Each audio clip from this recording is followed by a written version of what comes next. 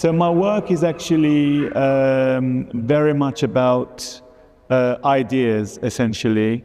So my discipline is based on fashion. I went to St. Martin's School of Art and Design. However, St. Martin's is actually an art school where different disciplines constantly interact. So I felt like I studied fashion in an art school rather than going to fashion school.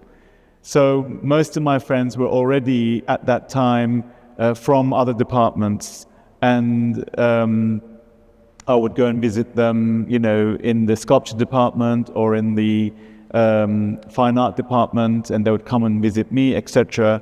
They would some of them modeled in my graduation show, etc. Therefore, my roots really come from a cross-disciplinary setting. And for me, even though mostly I'm known as a fashion designer, my ideas were always informed by other worlds, other facets of life. And my artwork, right from the beginning, really evolved in parallel with my fashion work. So in many museums and galleries, my clothing and my other work would be shown together because they're really part of the same world. And for me, when you connect worlds that don't seem naturally connected, I think that's where really exciting ideas can happen. So, in effect, I feel like I've created a world, and within that, you can see clothing, you can see a painting, you can see an installation or a film, but they all cover very similar subjects, actually. Just the way they're expressed, the medium I use can vary. It's also interesting for me to look at the work from a distance, because this is like harnessing 30 years of work, I guess. So I'm looking at my younger self and comparing it with my current self, but actually I don't see much difference. So these were images taken for Wallpaper magazine. I was the editor for one issue, and I did various things, and they did these chapter dividers of my monumental works. These are my drawings from my graduation, actually. And I loved working with biro, like a really ordinary ingredient, and making these drawings with something that you can find anywhere. So a biro pen is obviously something very common. And these are more of my drawings. For me, the reason why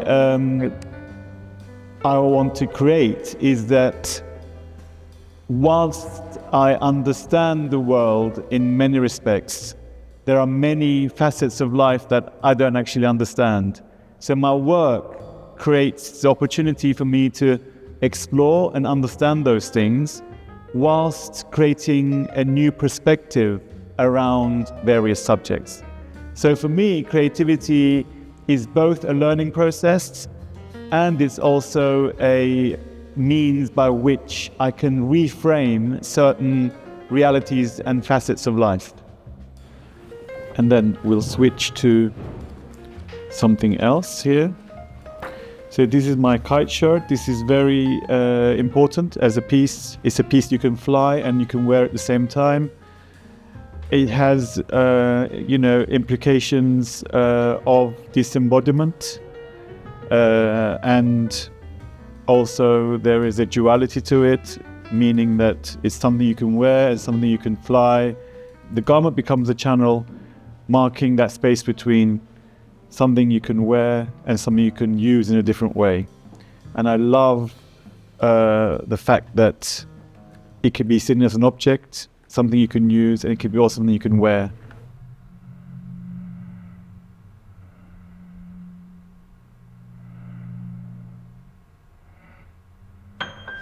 So, jumping onto this piece here, this is my video dress. This was done in 2006, even though it says autumn winter 2007. Actually 2006 was the time when it was done because we work in advance. And this stress was done pixel by pixel, and it shows, this one shows, let's say, spring, and there was another one that showed summer, because the whole collection was about the seasons and creating connection between the seasons and the deaths and life cycles of the body. This is a very important piece. I will show you another version of this. This was about the seasons again, but I'm using negative space around the body here, and it's something that I like using a lot. This is the garment that transforms. Again, going back to the transformation idea, you pull a tab here, and the whole thing transforms into distress here. There's a series of them. Yes, this is a collection I like very much. Again, transformation happening here. A jacket is released, and then that becomes part of the skirt of this dress. I love the simplicity of this and the minimalism of it. These kind of things take a long time to make because of the precision required. This is called through. It's going through space, but in the way that you go through the layers of a space and walls, you go through layers of fabric here that you tear away. Another transformer here. So talking about the non-identities in the actual interview, this is one of those moments where I tried to hide the identity of the wearer that you couldn't define anymore.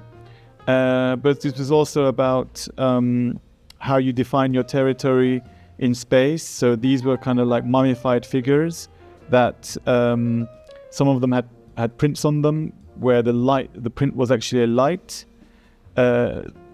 rays that kind of was contained within the body. So again, it was trying to contain light to accentuate space again. And then talking about negative space around the body. This is another example of a space around the body where I made these coats that actually is framed, and you can see from the back as well. And then we photographed people, actually, as well as this model, photographed various people that wore it as a sort of fun thing, let's say. Yes, this was again about the framing, so creating negative space around the body. And this collection called Airborne, I talked about it before as well, but this is super important for me because the negative space here is seen in a smaller, it is seen in a sort of smaller scale. And I did a whole series with this even earlier on, but I guess these are examples that can just exemplify that idea.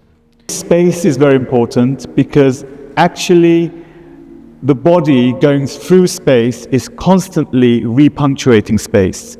So we are constantly changing the meaning of space through movement. And also, I think in space we create, let's say, a multiple identity. So let's say if you have a group of people in a space, the way that space gets punctuated is different to when you have single individuals within a space. And I think also within a space, you create an event. And then that means that space becomes a more meaningful place without the bodies within that space. Maybe that is a non-place, but with bodies coming in and with an event, that space becomes a place. So I'm very much interested in these dynamics between meaning of place and space and how the body can punctuate space and give it another dimension.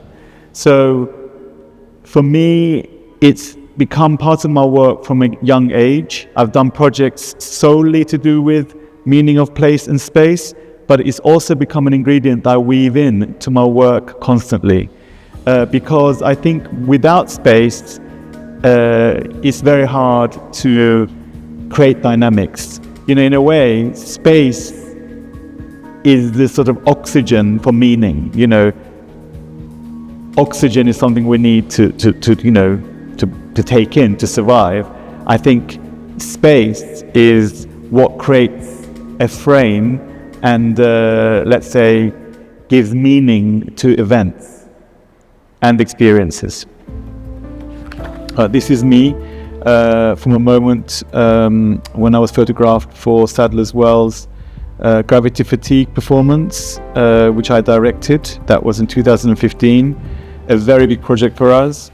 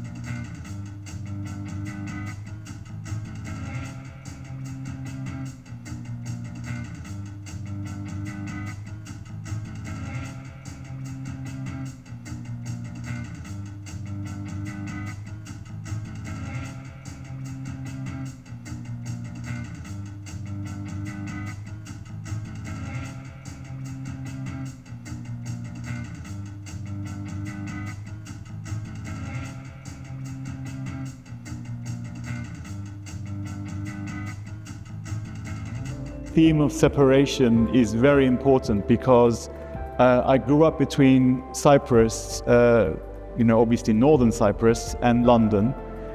When it comes to my work, I've used it as an inspiration for sure, and I've made works which embodies separation and even disembodiment to the extent where the works are always in the state of flux. The works are always things that you can send, or things that have their own life, so to speak. So for me, I feel like I've used separation in a positive way at the end, even though separation in itself was also painful for me as a child.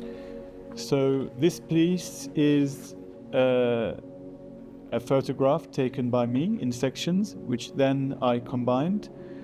It's taken in the old Nicosia International Airport, which during the Cyprus conflict got closed down.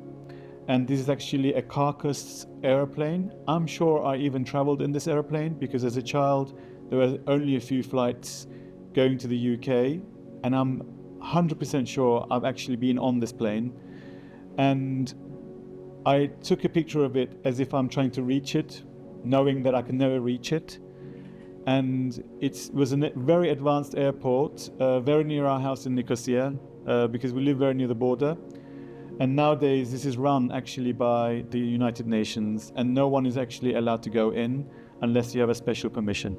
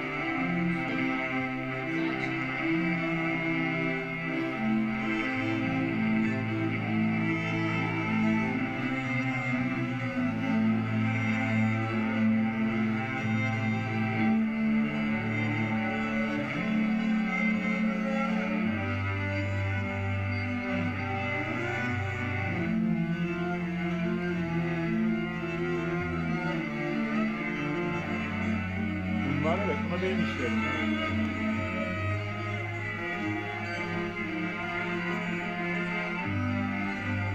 Bundan sonraki de çok güzel, çünkü şeyle alakalı, sınır tartışmasıyla alakalı.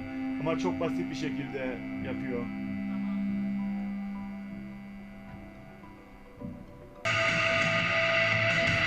Bu.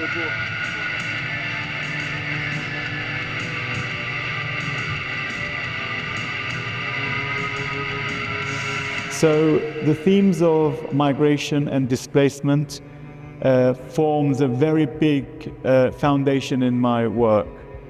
Definitely it's been a big source of inspiration.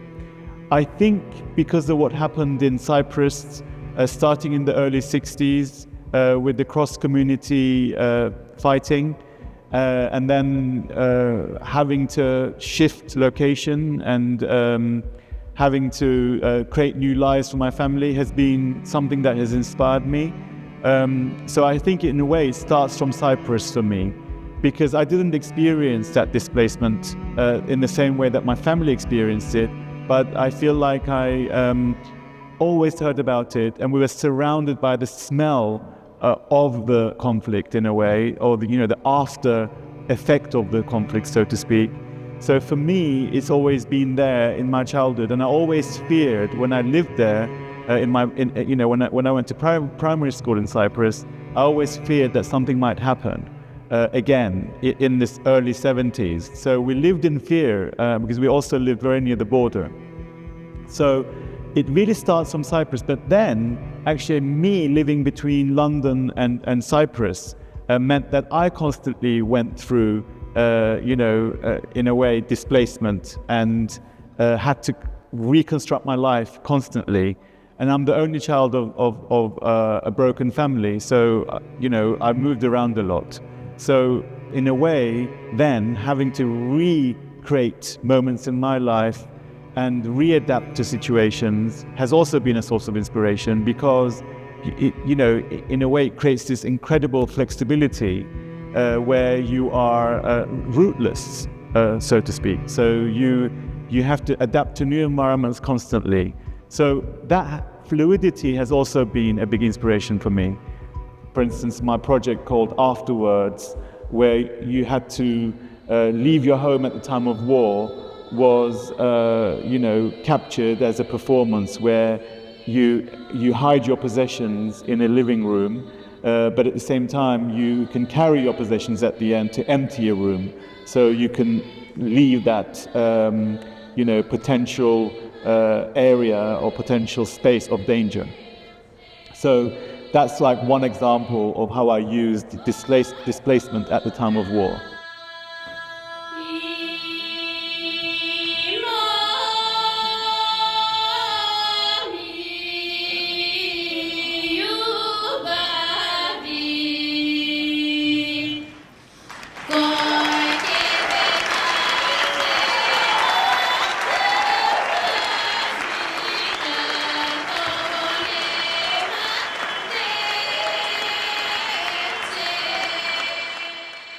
But then there's other ways in which I express displacement, which is the idea of being in a constant state of flux. So for instance, in my piece, Place the Passage, it's about spending time, in transition, to the extent that you're never in one place. You're constantly traveling, and you are displaced to the extent that you kind of go back to the womb, and that's why a vessel becomes like the womb, and then you are moving within the womb, and the whole story is about a journey from London to Istanbul into the Bosphorus.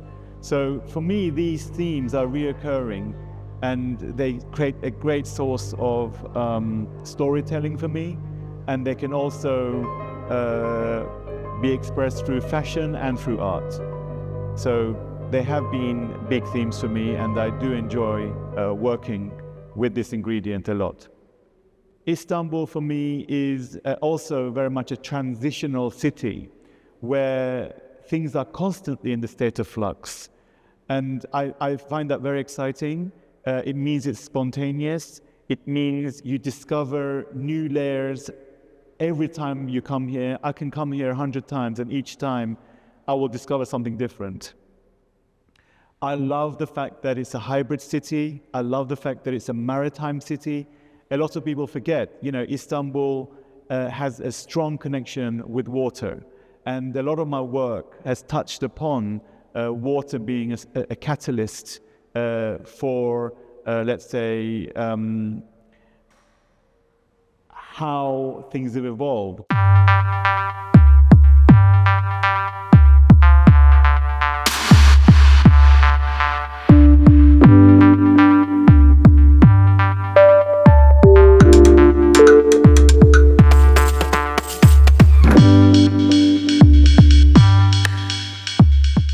I feel like Istanbul represents for me, let's say, the amalgamation of many different worlds, many different types of identities that I would like to see coexist, of course, with more harmony. But for me, it's a constant state of inspiration. And also, when I look at something beautiful in Istanbul, it's often next to something not so beautiful. So it's almost like, for me, Istanbul is a female, by the way. It has a female energy. It could almost be like a beautiful woman that looks more beautiful next to maybe a less attractive man.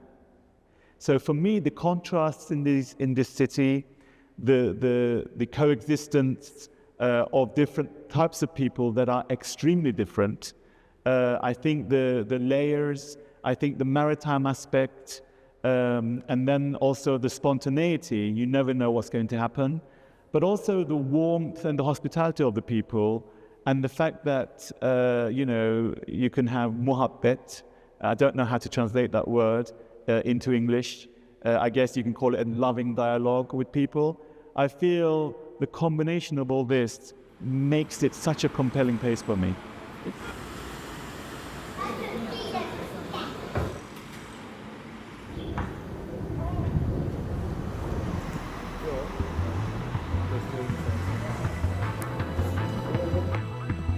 So recently, or in the last, let's say, 5 years, I've been thinking that, our life conditions and even our, personal choices really affects our outlook. I really feel that, coming from a multi-ethnic background, moving around a lot, your belief in,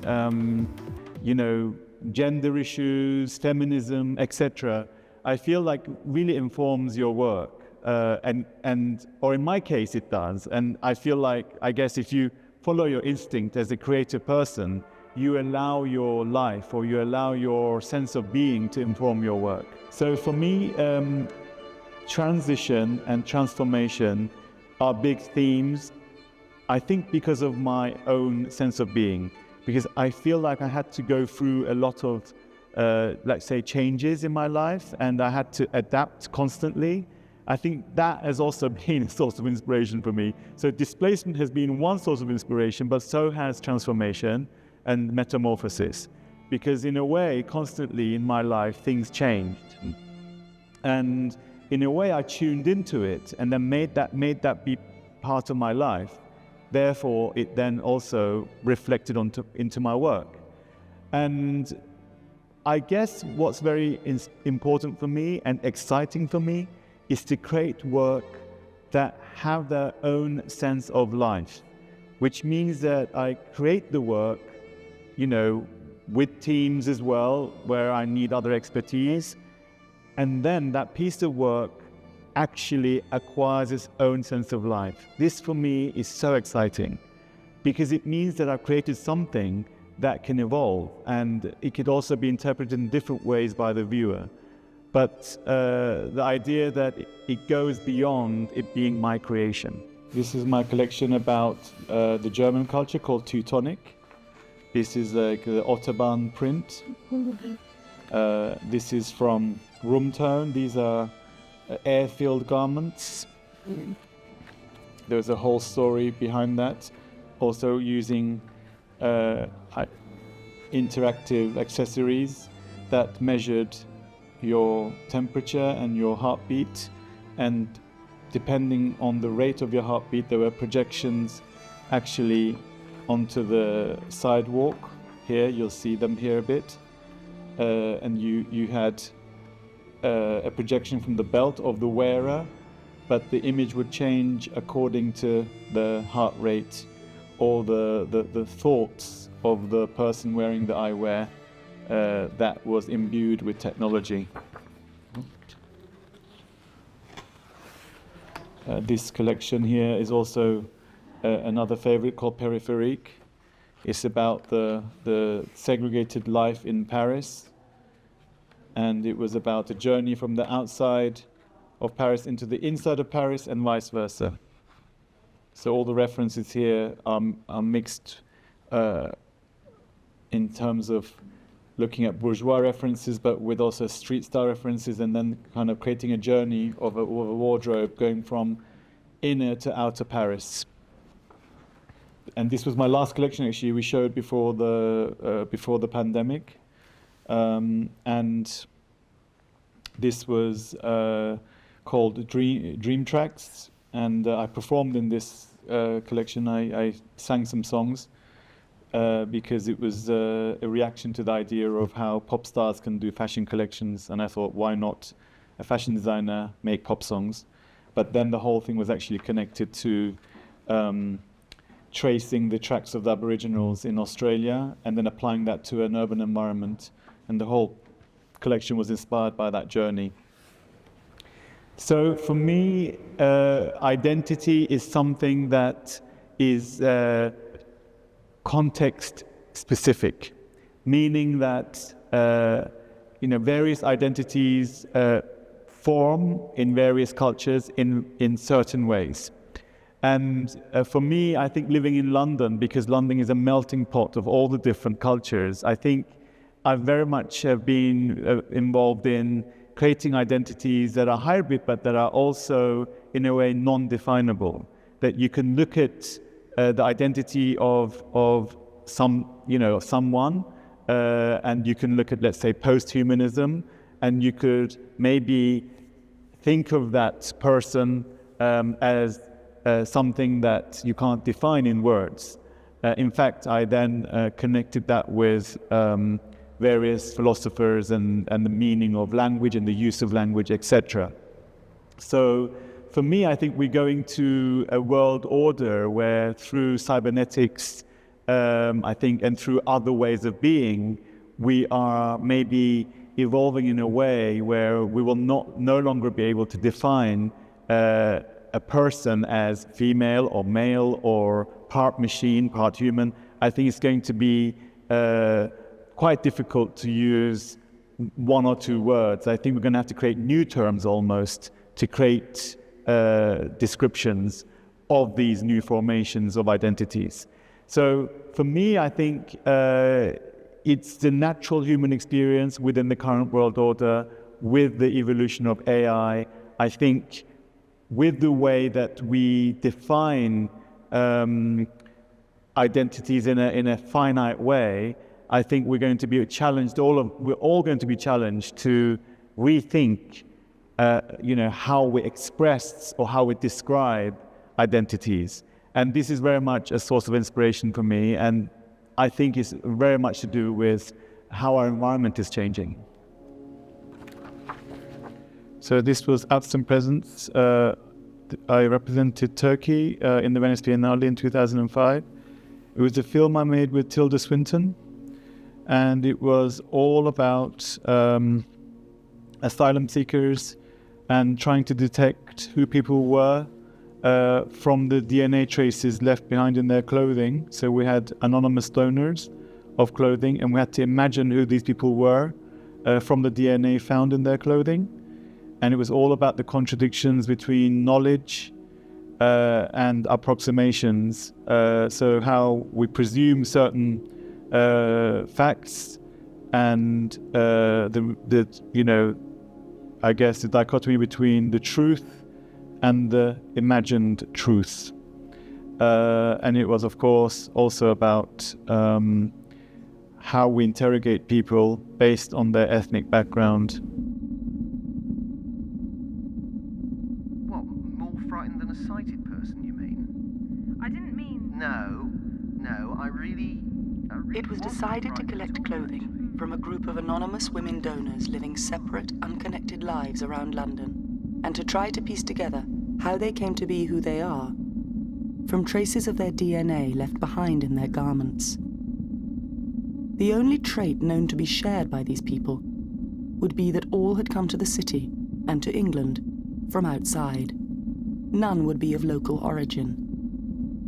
When the selection of clothing had been successfully analysed, all but 3 would be discarded. How much could be divined about each individual simply from their genetic makeup? Waters have allowed for conquests.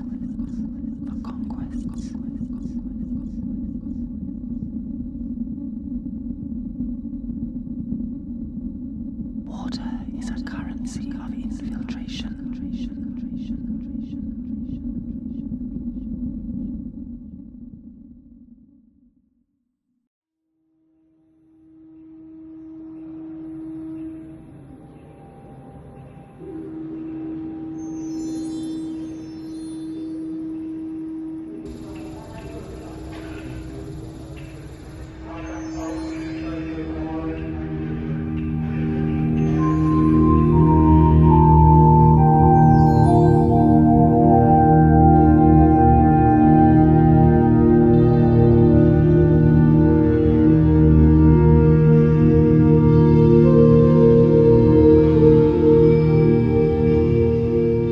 Each painting tells a different story, but it's very much about being a spectator of scenarios that are normally backstage scenarios, things that we don't really see that often, or things that are hidden.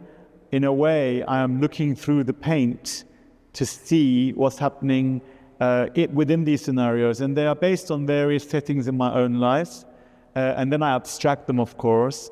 But it's really been an exercise in layering the paint and then picking out the figures through the paint. Most of them are figurative, some of them are not, but it's very much about the paint acting as the gauze between me and the backstage image. Art has been a big source of communication and learning. And for me, what's important is to create a new perspective on various subject matters. I think the role of the creative is to either frame something that already exists and give it a new dimension, or create a whole new perspective in itself. But I think our role is really to talk about also taboo subjects that people don't want to talk about or don't feel comfortable talking about. I think we are conduits that really instigate these kind of conversations. And I feel like we have to be also risk takers, because we touch upon subjects that a lot of people don't dare touch upon. So for me, I see my role as a social commentator, explorer, but also maybe as someone that could create new dimensions or new ways of thinking around various subjects. So in relation to identity and in relation to political matters, I think that our role is, again, to open up minds. I guess artists ultimately should be true liberals. I mean, if we are not the fully liberated individuals, how can we inspire other people to liberate themselves? I think that our role is to open minds, to inspire minds, and also to create another way of being, maybe. And I think a society without artists would be a very sad one. I feel the same about musicians. I mean, I think, of course, they are also artists and writers, everyone that can create another dimension in people's lives or open up minds, I think should be strongly valued in every given society.